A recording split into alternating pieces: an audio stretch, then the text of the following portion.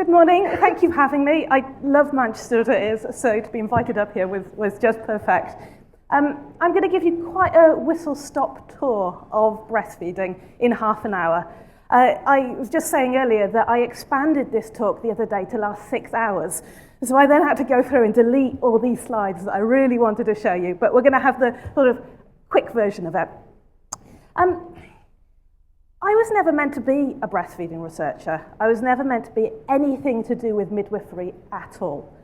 I did a degree in psychology, I was interested in nutrition, I was interested in children, and I signed up to do a PhD, got some funding for it, actually looking at the diet of older children and parenting interactions. So it was all meant to be about school-aged children. Now, I think I managed 4, maybe 5 days of that PhD before realizing I was pregnant. Not exactly planned, but what happened is it just immersed me in this world of pregnancy, birth, babies, and how they were fed. Because until that point, I didn't know anything about feeding babies. I thought you had these 2 choices, you breastfed or you formula fed. And I will honestly say I thought they were equal. I'd seen these lovely adverts on TV of smiling, laughing babies, and you just picked one or you picked the other, didn't you? And it was really, really straightforward. There wasn't any problems, you just picked it. But at that point, I was formula fed. My friends at that point were formula fed. I was fairly young, I was 23, having my first baby, which wasn't exactly planned. I also had another 2 babies during that PhD, and I think finished my supervisors off, but I did finish it. Not recommended, sorry. Don't have babies during your studies, no. But I thought, okay, I'll give this breastfeeding thing a go. It seems like a good idea. And I actually had a fairly easy time in the end. I breastfed all 3 of them for quite a long time.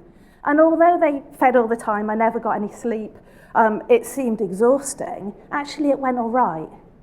But when you're a researcher, and I presume when you're a midwife or any type of health professional, women tell you their stories. As soon as you say, oh, I'm a midwife, oh, I'm a researcher, they suddenly pour everything out, or kind of feel they have to explain to you. And what I noticed when I was pregnant with that first baby and still kind of carrying on with the other PhD idea is I'd go along to baby groups. And every woman that I met seemed to have this need to tell me her story, but they kept telling me the same things. I couldn't breastfeed. I didn't have enough milk. He fed too much. He was just really unsettled. And I was in an area where the breastfeeding rates were really low, but it seemed that virtually every woman had had such a problem that they weren't able to. And I thought, well, this is a bit odd. Why on earth can women not breastfeed? Are British boobs broken or something? Has something gone wrong? Because, so I thought, right, as every good academic sort of does, they go back to the literature and they think, well, let's have a look for all these papers on why women, physiologically can't breastfeed. What is wrong with British breasts? And I didn't really find very much. What I did find with this data, and this is an updated version of it, this comes from the Lancet report on breastfeeding that was published January 2016. If you haven't read it, go and have a look at it because it's such a good series of papers there. And what the Lancet did, and I took the data from it to put it into this graph, showed that there were these huge differences in breastfeeding rates depending on where a woman gave birth. So along the top there, you've got a red line. That should be what the World Health Organization recommends. So 6 months exclusive breastfeeding can continue for as long as mum and baby want. The World Health Organization recognised that there are a very small minority of women who will not be able to breastfeed, but you're looking at very, very small amounts, very small amounts. So I've put that just under 100%. You then have countries like Ghana, and they're taking the data from Ghana, but a lot of regions in Africa, in Southeast Asia, they have very, very, very high breastfeeding rates, which don't drop off, so they carry on going. But then there's this huge difference dropping down to Western countries. There you have Norway, and there are similar rates in Denmark and Sweden, where there is much higher initiation, but not perfect, and it drops off more slowly. But then you have Australia, the USA, and you've got the UK at the very, very bottom. Now, there is no physiological reason why these differences are there. Swedish breasts, Norwegian breasts, no different to British breasts. They are exactly the same. What is different is the context. Now, what also happened, the more women I met, was their stories. It wasn't, oh, I couldn't breastfeed, it's absolutely fine, I don't care, I haven't given it a second moment's thought. It was these emotions. And this is just a quick snapshot from some research I've been doing, looking at women's experiences when they can't breastfeed and how they feel. Doing some online research, put a questionnaire up saying, do you feel distressed about your breastfeeding experience? Did you have to stop before you were ready? Over 3,000 responses in about 10 days, with women pouring out how they feel. And these same things keep coming up again and again and again. So what my research is trying to do is trying to fix this to some extent. Work out what's going on, what can we do, and how can we stop women feeling like this? Now, you've probably heard the message, breast is best, haven't you? There are posters everywhere, there are kind of sayings, you know, we tell women, don't we, you should breastfeed. Breast is best everywhere. Absolutely useless message.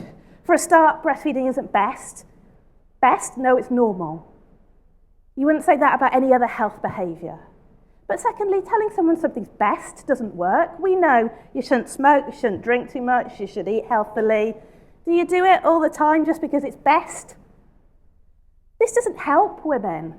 In fact, this is what happens. It keeps jumping onto this slide. I've got an increasing number of friends on Facebook who keep getting involved in these weird events at weekends where they throw themselves through the mud to get to the other side of the mud. Tough Mudder, I think they're called. And this is what I equate breastfeeding to in the UK.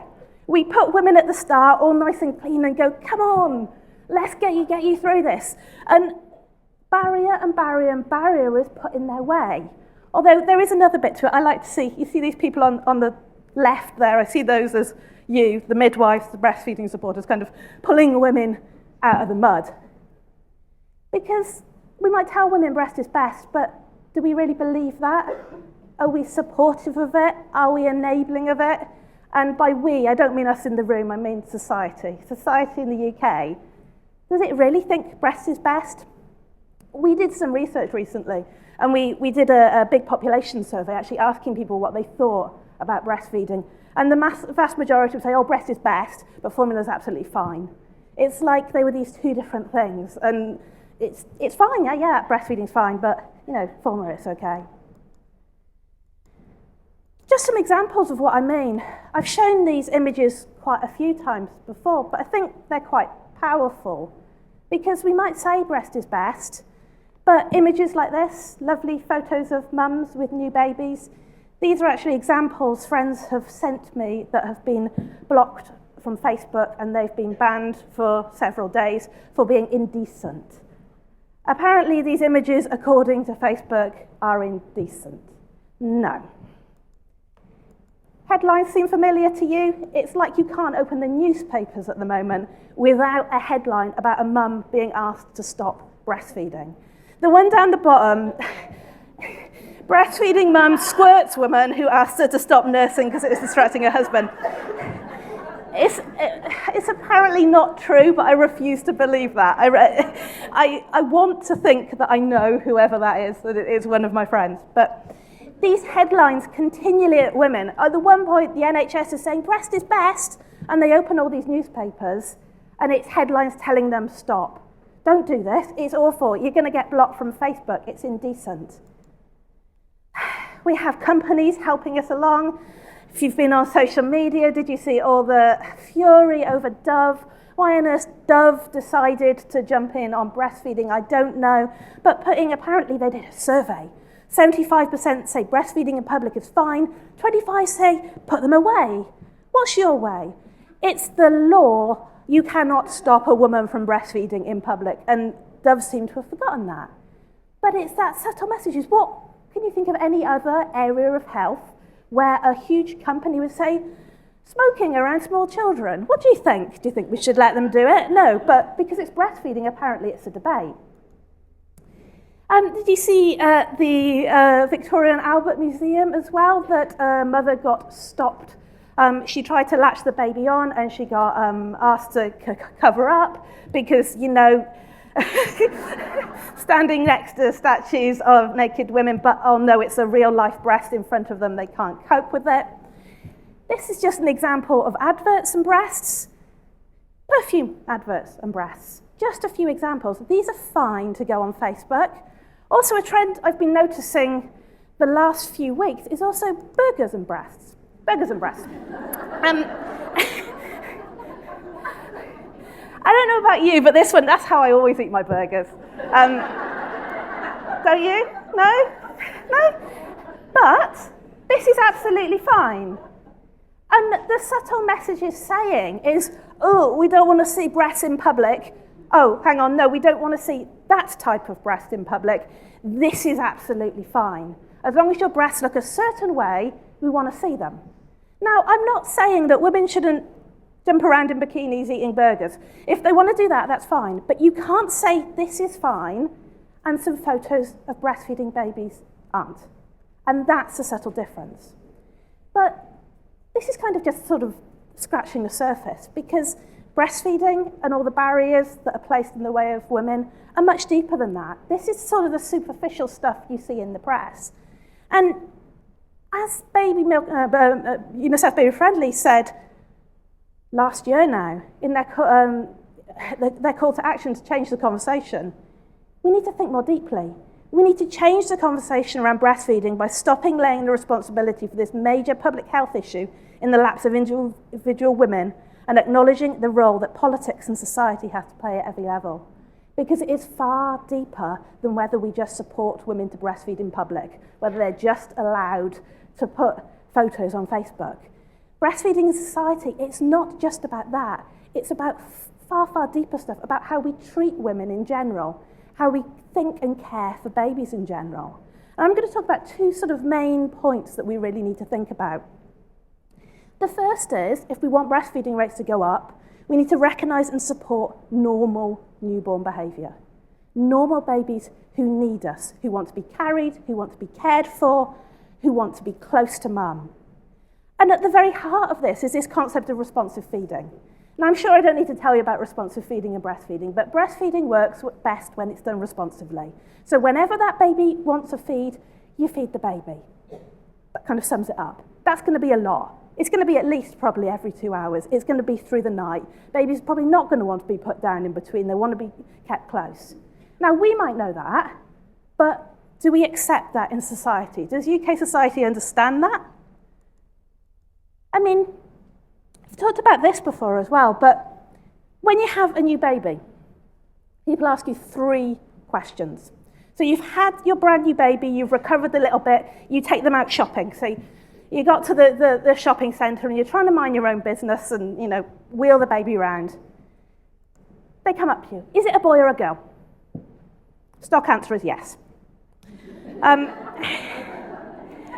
How much does she weigh? Because this is a really, really critical question, isn't it? To you, the baby that you don't know, that you've just met in Tesco's, how much does she weigh? The good response for that, if they're still kind of talking to you, is, oh, she was 7.5 pounds, how much do you weigh? But apparently, that's not acceptable. But the third one, and it's almost on cue, it's almost like people walk through the door of Tesco's and they give people a script. Go and find the newborn baby, ask their mum these questions. Is she good? Is she good? Now, what is a good baby? A good baby sleeps, a good baby doesn't need feeding much, a good baby is quiet and settled. That's not really a good baby. And the answer to that is, she's a wonderful baby. She had me up all last night telling me she needed to be fed. She won't let me put her down. She makes sure I keep her close. Because that is really what we should be kind of celebrating as a good baby, rather than this idea that you have a brand new baby and then try and fit your life so you pretend you don't. This lot, as you go around Tesco's, they're this lot of the rest of society, hipster society apparently, because they've all got these little hipster beards. But it's kind of like bingo again, and I really would. I think getting rid of those packs when a mum has a baby and give them a bingo card instead and they win some kind of prize from the people around you, is he feeding again? Well, my baby sleeps all night. Are you sure you've got enough milk feeding him again? Rod for your own back. He needs a routine. You need to show him who's boss. And what these things do is they just gradually erode a new mum's confidence. You start thinking, well, should he? My midwife said to me, feed him responsibly, feed him whenever he wants feeding. But everybody else is telling me I shouldn't. He's manipulating you. This concept that a tiny baby can manipulate you. Oh, my favourite. You'll still be feeding him when he's off to university. And I'm sure any academics in the audience can attest it's a nightmare, Freshers Week in particular. I tell you, when the parents are drawing that. But just generally, you're just doing it all wrong. Because actually, take breast and formula out of this. This is the message a lot of new mums get from society. You're not doing it the right, do it my way. This woman has lost her hair. It comes back in a minute, it's all right. It's this strange programming of this slide. But this is the impact it has on new mums. They're there, they're worrying, they've got their new baby and it's all been going so well. And then they start thinking, is he really meant to be feeding again? What if I'm starving him? How do I know he's getting enough? Maybe I should try a top up. What if I'm just doing it all wrong? And we'll just give her a hair. There we go. But it's those doubts, and that's when the formula top-up creeps in. That's when she tries to extend the time in between feeds and it all starts going wrong. Is it any wonder that these are some really, really popular Google searches? I mean, I just typed these in and had a look at how many hits came up. Getting your baby into routine. 25 million hits on that of where you could go to get information in half a second. How to get your baby to sleep through the night, 40 million hits. How to make a baby more settled, 57 million hits. It's what mums are Googling at 2 a.m. when they've been told all day long that their baby shouldn't be waking at night. And is it any wonder? Poor baby ends up like this. Poor mums end up like this, feeling so miserable because they don't think they're doing it right. And we've just done some research showing the impact of trying to follow really strict advice that says your baby should sleep through the night, your baby should be in a routine. Really high link with postnatal depression. And it's unsurprising because you're taking really normal baby behaviour and telling mums that something's wrong.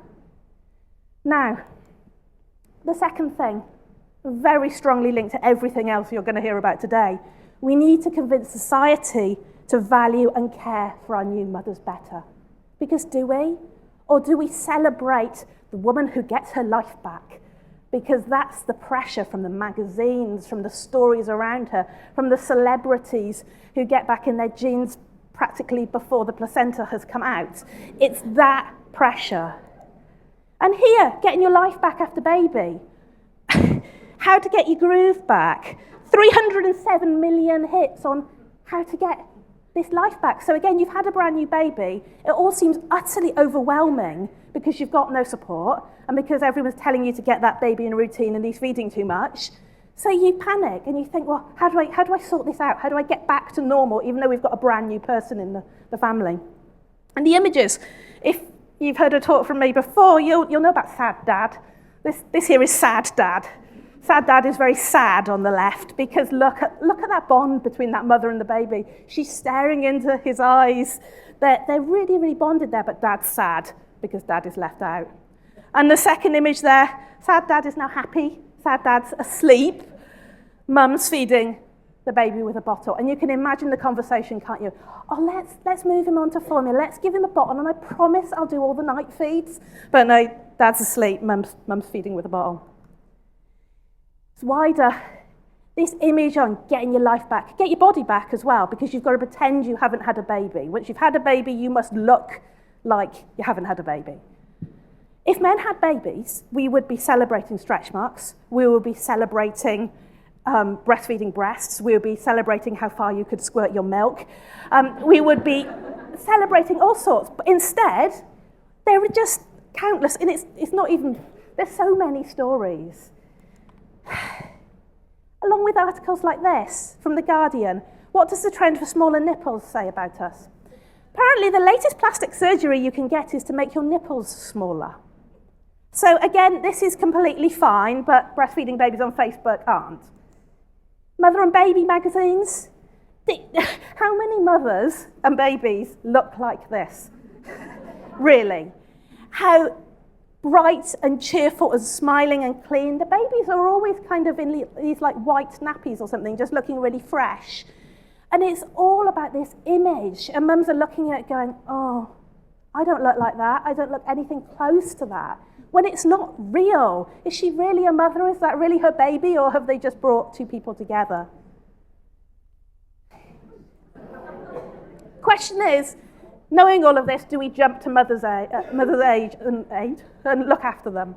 No, we make them devices instead. There's another one on the market that I read about yesterday, these bottles, which will track how much you pump into them and then how much your baby drinks and at what rate. Why? There's a perfectly good indicator of how much babies are drinking. It's nappies. It's what they look like. But the market is full of stuff like this that says to mums, right, you're overwhelmed with feeding, aren't you? You're exhausted. Let's take the really good part of cuddling your baby away from you and give you a device to do it instead. Or if you're really lucky, you can wave a giraffe in their face while you feed too. Vital. These devices as well, it's just full of them. Devices that will save you. Rather than family coming around the mum and caring for her and looking after her, devices to separate mum and baby and get baby to sleep so you can get your life back. The first one, you strap it to it and it vibrates. The other one, you straight jacket them in and it vibrates.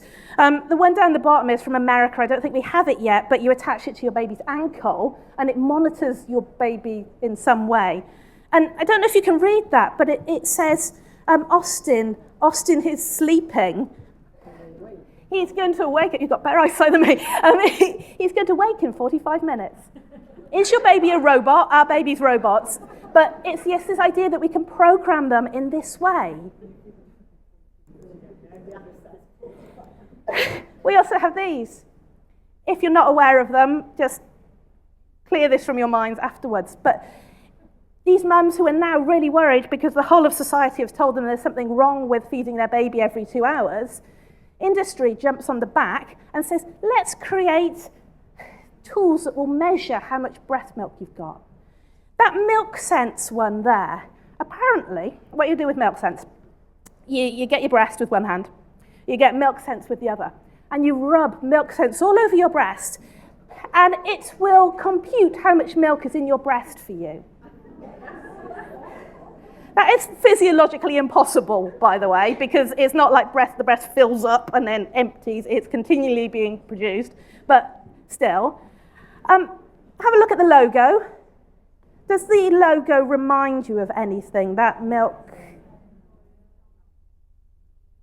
Cow and Gay, or SMA, I can't remember which one it is. I tried to blank this out. It's one of the formula companies who designed this machine to tell women whether they've got enough breast milk or not. Do you believe them? Would you trust them to say that she has enough milk? Mum Sense is along the same crazy lines, but with Mum Sense, rather than cuddling your baby and looking at them, you plug them in, essentially. So you put your headphones in, and you stick a little sticker dot thing behind their ear. And you know when babies' ears wiggle when they're successfully feeding? Well, what that does is it measures how much the baby's ear wiggles, and it computes then how that into milk drunk, and it sends it to your smartphone, so you can read your smartphone whilst... Happy Vitals. Happy Vitals is from the US as well, but these people are kind enough to let you send them breast milk from the UK, and they will measure what's in it for you. So the cheap version at about £300, it will tell you whether you've got fat, protein, and carbohydrate in your milk. You do, because it is milk. That is what milk contains. But for 300 quid, you can know. For a bit more vitamins and minerals in your milk, again, you have it's milk. But the more worrying one is for about £700, £800, it will tell you whether you've got toxins in your milk. Now, there are toxins everywhere. Everything has toxins in it. But if you get a report back saying your breast milk has toxins in it, are you going to carry on breastfeeding? This bottle thing that I saw the other day, they're a startup company. They're trying to raise 30 grand or something to start these bottles off. Please do not donate to them. as well as measuring how much your baby drinks and computing it, it's also going to screen your milk while it's in there to tell you whether there's any alcohol in it and any toxins in it. And it's just so dangerous and so just not needed. But this consumerist pressure on women, you need something to measure it, because the society tells you you haven't got enough milk because your baby's not sleeping through the night. Hot on the heels of the parenting books, because mums are really isolated these days, aren't they? They often move to the other side of the country and they're not necessarily with their friends. So whereas they go down the road to their mum 30 years ago and say, what's going on? They now pick up the baby books. And the baby books, there are some good, very good baby books. There are some very, very bad baby books. I will not say live which ones I mean. But just a couple of quotes. One from Dr. Spock. Dr. Spock matters because Dr. Spock is the book of the grandparents. You still have Dr. Spock on your shelf. A lot of grandparents do. So Spock had strange ideas about feeding. They come to realise that they don't need the late night feeding, and most of them give it up at 1, 2, 3 months of age. If babies reach the age of 1 month and weigh 9 pounds and still wait for a 2 a.m. feed, I think it's sensible for the parents to try to influence them to give it up. So apparently babies don't need night feeds, according to these books. We've just back to published research showing strangely that if you follow the advice in these books, breastfeeding goes wrong. Strange. Gina Ford, be conscious that some babies think your sole purpose in life is to help him fall asleep. Yeah, it is. That's lovely. But I don't think that's what Gina means. During night feeds, try not to talk to your baby. So your little baby has woken up really needing some comfort. And you're meant to ignore them. You're not meant to look at them. You're not meant to talk to them. Now imagine that with an adult.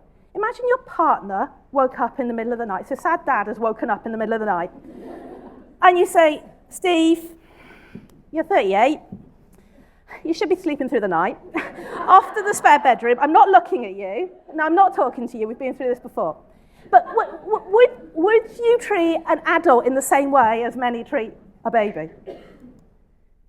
I have to read this one. I can't go anywhere without reading Tizzy. Tizzy, Tizzy is Australian, Save Our Sleep, interesting book. One aspect I considered is whether the quality of the mother's milk changes when she puts her baby on a routine, because cow's milk is close to human milk, which is why we drink it and feed it to our children. That's not true, but that's a whole other lecture. I decided to discuss it with various dairy farmers. Dairy farmers stick to strict routines in relation to their milking. Most will milk their cows at 5 a.m. and 3 p.m. every day. When I inquired why, it was explained to me that milking the cows at a set time every day meant their metabolism knew exactly when and how much milk to produce. The farmers said that if they milked their cows earlier or later than scheduled, the milk would not be of the highest quality or quantity. It's not such a leap to come to the conclusion that this might be the same for a breastfeeding mother's milk supply. Really? By the way, just in case you're confused, baby cow, two different things.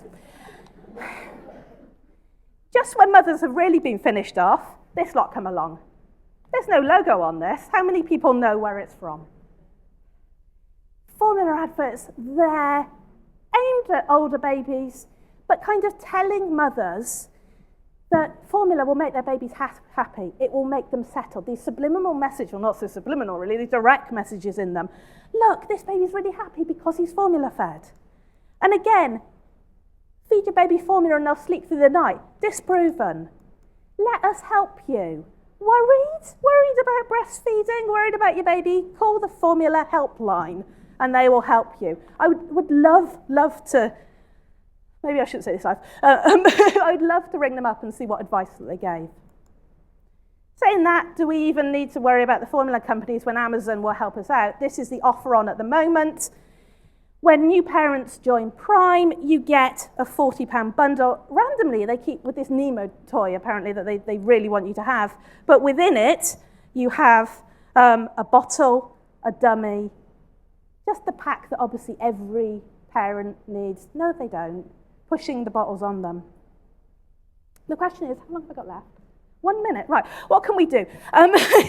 Going back to that change the conversation, it just comes back to this. We need to change the conversation around breastfeeding by stopping laying the responsibility of this major public health issue in the laps of individual women and acknowledging the role that politics and society has to play at every level. We must change the environment in which women breastfeed in.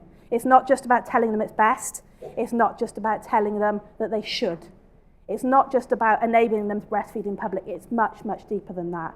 And I have to jump through a few of the last few slides, but I'll just read this last one. We definitely need to be telling new mums about why breastfeeding is so good, but I also think this should be extended to everyone else. Everyone needs to know why breastfeeding is important for mums to stand a chance of making this work.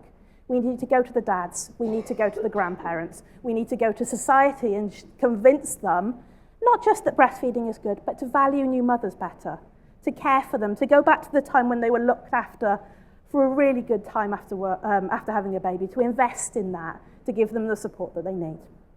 So I'm going to have to flip through some of those. This, one last thing. Have you seen the McCain advert at the moment? So the McCain advert, McCain family, apparently, there's just all these series of clips of different families. So there's a stay-at-home mum, there's the working mum, and they're all really happy. And then there's an image of breastfeeding. I'm doing this on my own mum. Nice and dark. She's alone. Just this message that keeps coming out that you'll be lonely, you won't be cared for. Formula's the solution. So I'll leave you with that. With this, we need to convince society to value and care for our new mothers better. And I think if we did that, we'd see a huge increase in our breastfeeding rates. Just to leave the advert up at the end. Martin is over at Pinter and Martin's store with some of Sheena's books as well. But they are there for you to go and buy, and I'll be signing them later if anybody wants a copy.